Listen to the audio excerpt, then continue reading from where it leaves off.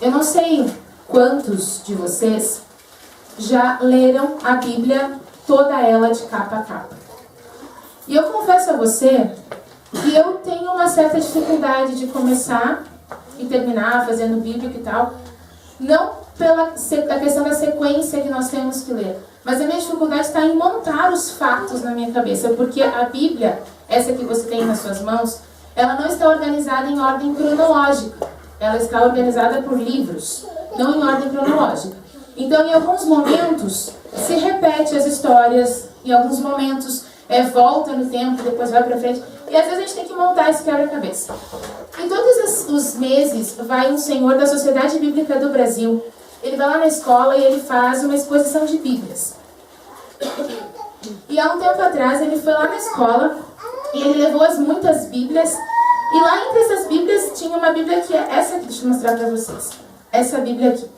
E ela está escrito assim, a Bíblia é a nova versão internacional e ela está em ordem cronológica.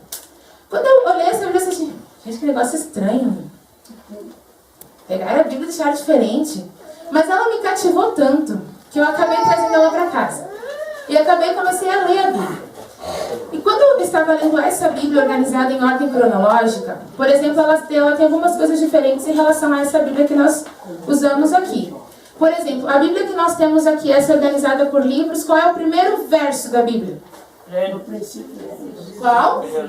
No princípio criou Deus o céu e a terra. Mas não é aí que a história começa. A história começa lá na eternidade. Nessa Bíblia aqui, o primeiro verso é João capítulo 1, verso 1. O que diz lá?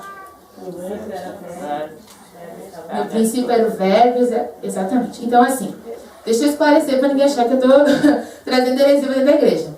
Essa aqui, gente, é um livro histórico. Ele nos ajuda a entender muito a nossa Bíblia Sagrada. Todos os textos que eu vou citar para você, procure na sua Bíblia Sagrada. Porque depois, se você quiser olhar, ela é toda assim desmontadinha, tá? Ela é um projeto de 10 anos. Então, dois estudiosos pegaram ideias de muitos estudiosos da Bíblia e eles desmontaram a Bíblia e montaram ela, organizaram ela em ordem cronológica. E quando a gente lê as histórias da Bíblia em ordem cronológica, a gente percebe que a gente deixa passar alguns detalhes de algumas histórias que quando nós lemos na Bíblia Sagrada, nós acabamos deixando passar. Então eu queria estudar com você uma das histórias mais conhecidas da Bíblia. Eu digo que ela é uma das mais conhecidas porque todos aqueles que se animam a fazer no bíblico no começo do ano passam por ela. Que é a história de um homem que construiu uma grande arca. Que história é essa? A história de Noé. Então, querido, abra a sua Bíblia lá no livro de Gênesis. Eu vou abrir a minha aqui.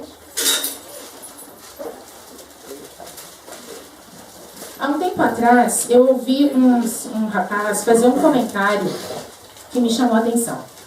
Ele disse assim, nós hoje não vivemos mais em épocas de se ouvir historinhas sobre Noé, José. Nós precisamos de sermões fortes, ele disse. E aquilo ficou batendo na minha cabeça. Porque depois de um tempo eu encontrei um comentário do pastor Amin Rodor, que é o pastor que escreveu a nossa meditação.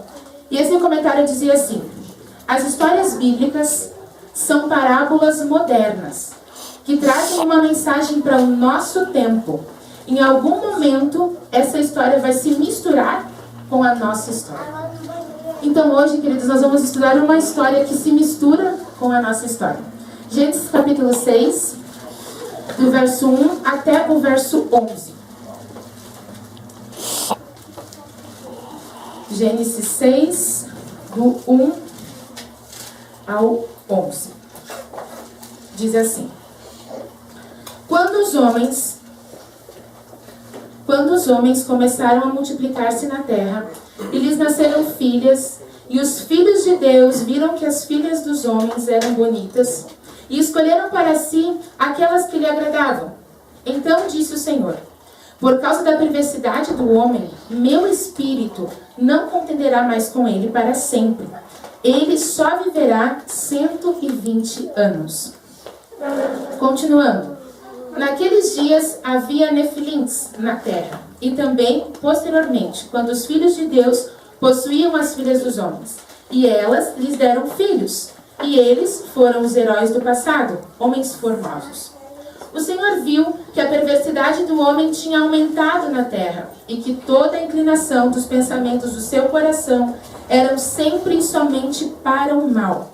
Então o Senhor arrependeu-se de ter feito o homem sobre a terra, e isso lhe cortou o coração.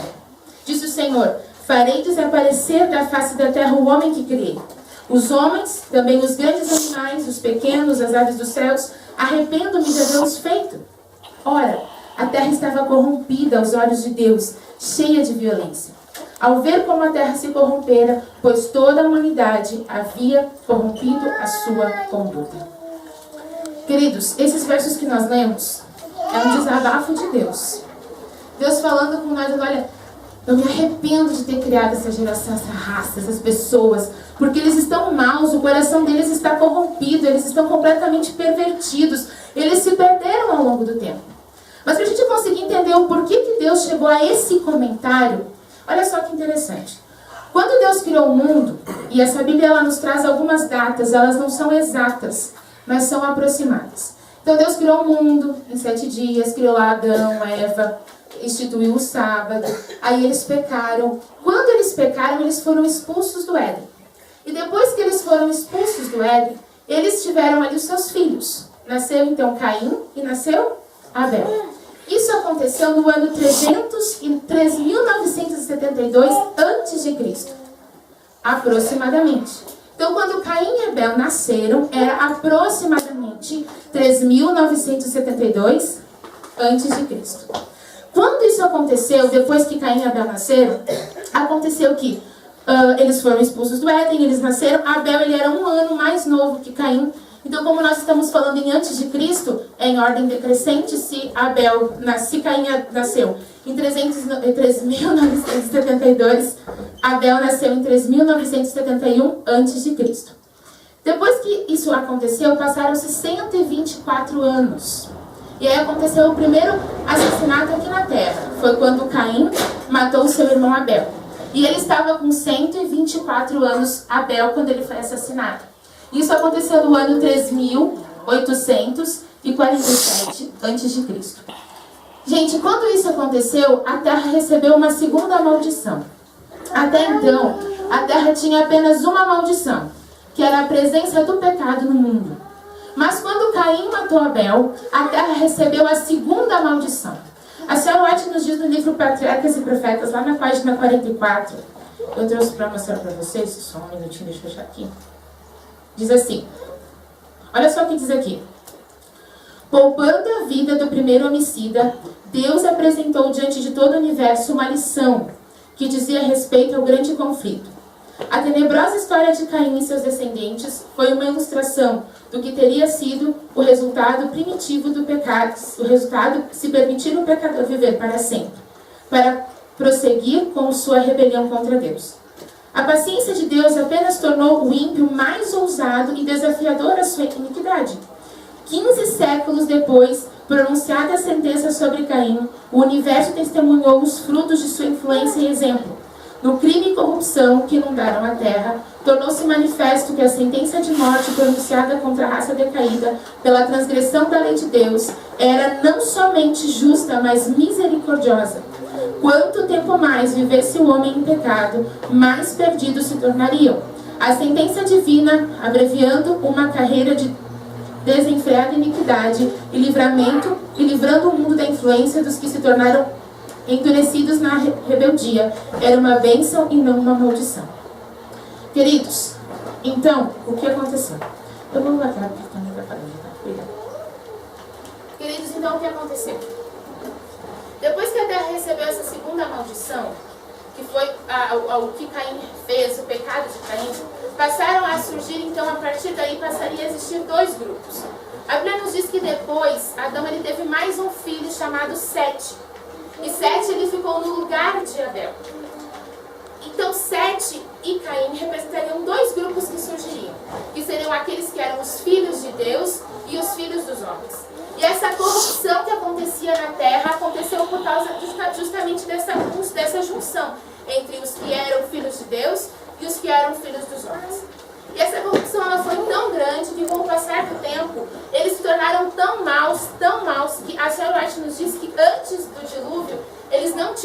disposição para comer carne.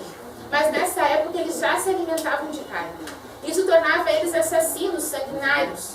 Eles se preocupavam em construir casas, mansões, eles se preocupavam em tornar suas casas ornamentadas, em tornar suas casas lindas, perfeitas, e eles estavam se corrompendo.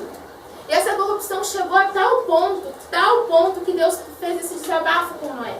Que Deus chamou Noé e falou para ele: Noé, eu me arrependo de ter feito Noé. E depois de tudo isso, quando Adão já estava então com 130 anos, foi que ele teve o seu filho, como eu comentei com vocês antes.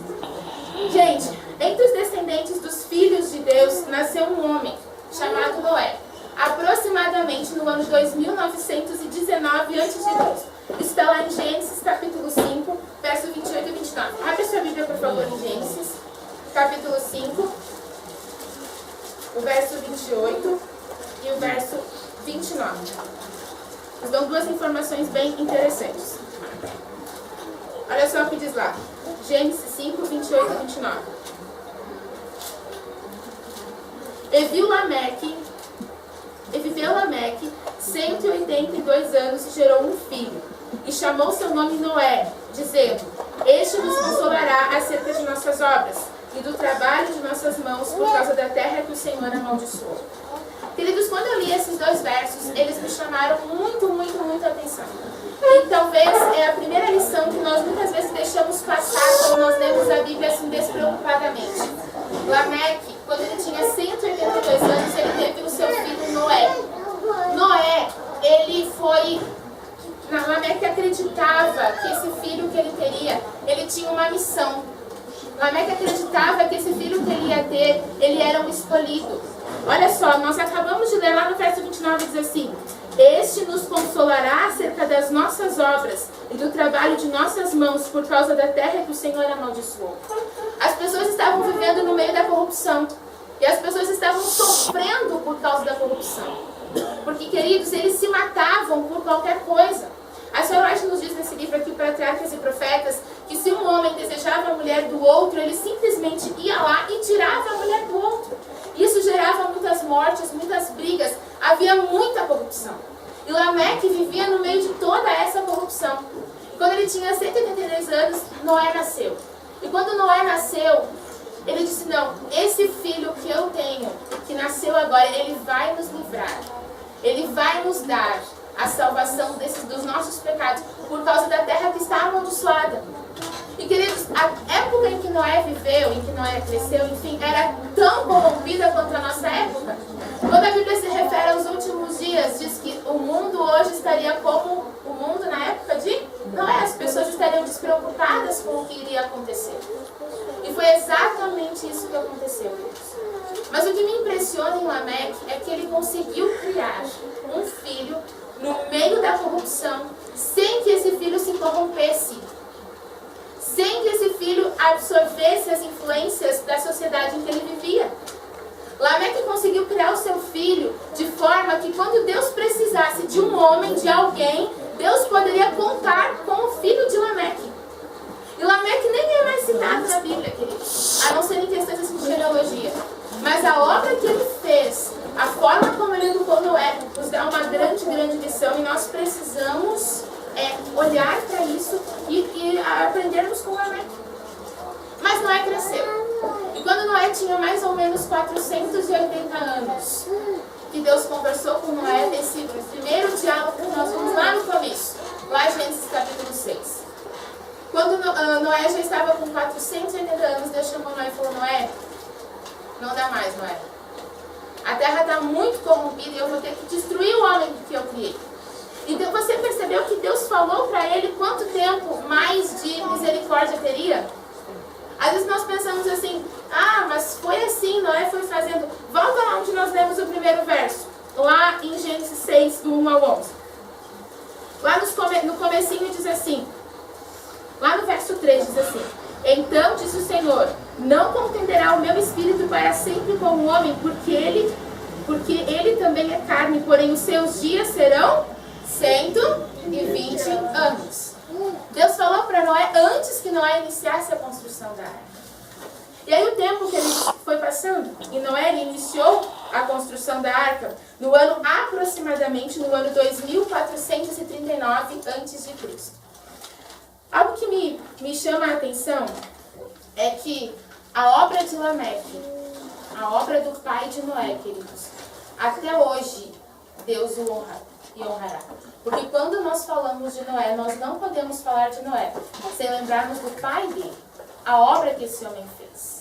O quanto ele se dedicou, o quanto ele se esforçou, o quanto ele buscou para criar um homem digno, que no ano aproximadamente 2439, quando o mundo estava completamente corrompido, Deus olhou para a terra e viu um homem, e a Bíblia chama Noé de íntegro e reto. E a Bíblia fala que Noé achou graça diante de Deus. Mas, queridos, Noé então, ele começou a construção. E outra lição que nós aprendemos com essa história está lá em Gênesis 6, agora do 13 em diante. Gênesis 6, do 13 em diante. Vamos ler? Diz assim: Então disse Deus a Noé: O fim de toda a carne é vindo perante a minha face, porque a terra está cheia de violência, e eis que desfarei com a terra. Faze para ti uma arca de madeira de gofre e algumas de cipreste. Farás compartimentos na arca e betumarás por dentro e por fora com betume. Algumas versões dizem piche. E desta maneira farás de 300 côvados de comprimento da arca, de 50 côvados de altura, de 30 côvados de largura e 30 côvados de altura. E aí Deus segue falando para Noé como a arca devia ser. Quando a gente pensa assim, Noé construiu a arca, legal. Mas a gente precisa entender que realmente Noé construiu uma arca. Deus chegou para Noé e falou assim: Noé, vai chover. Algo que Noé nunca tinha visto era chuva, e Deus falou: Noé, vai chover. Você precisa construir uma arca. Essa arca tem que ser de cipreste. Tem que ser de cipreste. Essa arca tem que ter o betume para tirar as possíveis infiltrações. Tem que ser assim a arca, Noé. E sabe que eu fico impressionada com Noé? Noé não chegou para Deus e falou assim: Deus, peraí, vamos começar do começo. O que é chuva? Primeiro de tudo, o que é chuva? Segundo, Noé não chegou e falou para Deus assim: tá, Deus, tu vai me mandar uns anjos aí para me ajudar a cortar as árvores lá no bosque? Noé não chegou para Deus e falou assim: tá, e como é que se faz esse piche aí? Noé não questionou. Sabe o que é não questionar? Noé não questionou. E o que Deus estava pedindo para Noé, dentro da situação em que ele vivia, era algo absurdo. Era algo que não cabia dentro do que ele conhecia, dentro do conhecimento que ele tinha. Era construir uma arca. Um negócio daquele tamanho para uma coisa chamada chuva que ele nunca tinha visto. Às vezes Deus pede coisas parecidas pra gente. E a gente tem a mania de dizer pra Deus assim: tá, Deus, mas espera aí, por que eu tenho que fazer isso? E a gente começa a pedir explicações para Deus. E isso, quando eu li, me chamou a atenção porque muitas vezes eu sou assim. E muitas vezes eu conversei com os meus pais e eu disse assim: eu não fiz porque Deus não me explicou por que eu tinha que fazer. E nós somos assim, a gente diz para Deus assim: tá, Senhor, guardar o sal, mas por que exatamente assim? Guardar a lei, mas por que tem que ser desse jeito? Ou às vezes Deus pede coisas para nós não relacionadas a isso, mas questão de escolhas, de decisões. E a gente fica pedindo para que Deus nos explique o porquê. Por que eu tenho que fazer assim? Por que eu tenho que fazer essa? Por que eu tenho que ser assim? Por que o Senhor quer isso de mim? E o que eu fico impressionada com Noé é que Noé não falou para Deus: Senhor, mas por quê? Por que eu tenho que fazer isso? Ele simplesmente começou a construir uma arca. Gente, eu vou falar agora, eu nunca vi ninguém falar, talvez até porque é estranho. Mas quando eu estava lendo a história, eu pensei assim: nossa, Deus pediu um negócio difícil para Noé. Deus pediu uma coisa difícil para Noé fazer. Primeiro, a Sorete nos diz, quando ela fala sobre os antediluvianos e como era o mundo antes do pecado, ela fala que a madeira, os troncos das árvores, era tão duro quanto as rochas. Primeiro, Noé não tinha uma motosserra. Sabe como é que ele cortava a árvore? Era no braço, gente. Era no machado. Era no serrote, não sei se já tinha serrote naquela época, mas era difícil. Era assim que Noé tinha que cortar. E aí Noé tinha que... um tronco redondo, ele precisava de tábuas, ele tinha que aplainar. Imagina a dificuldade que era para preparar essas tábuas. Em segundo lugar, quando eu estava lendo, eu descobri que... Desculpem a minha ignorância, mas eu descobri que o piche não existe pronto na natureza. O betume não existe pronto na natureza, tem que fazer. Tem que fazer o piche. Tem que fazer o betume. E se o piche da época de Noé fosse, né, parecido com o nosso, ou talvez seja parecido com o nosso, ele tinha que pegar duas coisas diferentes e difíceis de conseguir. Primeiro, o carvão ou o petróleo, fazer o destilar desses materiais, daquela substância escura. E ele tinha que pegar uma outra planta, eu anotei o nome da planta aqui, em algum lugar que eu não estou achando, mas se eu achar, eu falo para vocês. Uma planta de um nome estranho que é usado para fazer verniz. Ele tinha que pegar essa planta, tirar uma substância dessa planta, misturar tudo isso para fazer o piche. E não era para um barquinho, não era para uma casinha, era para uma arca, gente. Era para um negócio gigante, era para um negócio enorme. Era algo que a gente não consegue dimensionar. E Deus pediu para Noé. E Noé não questionou. Isso é incrível, gente. Noé não questionou. Ele simplesmente fez. E não sei se eu, quando eu li isso, eu fiquei pensando, eu pensei, falei, nossa Senhor, o Senhor pediu um negócio difícil para Noé, hein? Construir uma arca desse jeito ainda. E Deus não falou assim para Noé, Noé, se não der o cipreste, pode usar uma madeira mais fácil. Não, é o cipreste. E talvez ele começou a usar o cipreste de uma região e talvez aquele cipreste terminou, ele teve que ir para outra, talvez mais longe, eu não sei. O fato é que a obra que Deus deu para Noé não era fácil. Mas Deus não me desamparou. E sabe o que eu fico impressionada? A arca de Noé, Deus a escondeu por aí. E primeira coisa que eu fico impressionada é como Deus honrou a fidelidade desse homem. A gente não diz a arca de Deus, a gente fala que a arca é de quem? De Noé. A gente não fala assim, a arca de Deus. Quem é que assina a arca lá? Deus fez o projeto. Mas quem é que assinou? Noé. Porque a gente fala a arca de Noé. E não interessa se crê na Bíblia ou não. Não interessa se acredita na... Quando se conta historinha sobre essa tal dessa arca, todo mundo fala que a arca ela é de Noé. Deus deu para Noé assinar a arca. Noé. Olha essa coisa incrível, quando a arca está escondida por aí, que eu não sei onde está, eu sei que ela está.